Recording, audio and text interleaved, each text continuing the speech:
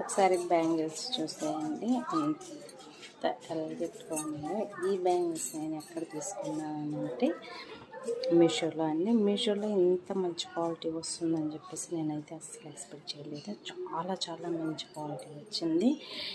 ఇక నుంచి మన ఛానల్లో మంచి మంచి వీడియోస్, లాంగ్ వీడియోస్ అనేది నేను అప్లోడ్ చేయబోతున్నాను. దీని రిలేటెడ్ వీడియో అనేది రేపు అప్లోడ్ అవుతుందండి. చూడండి, చూసి ఒక లైక్ అండ్ షేర్ కామెంట్ చేయండి. చాలా మంచి మంచి క్వాలిటీస్.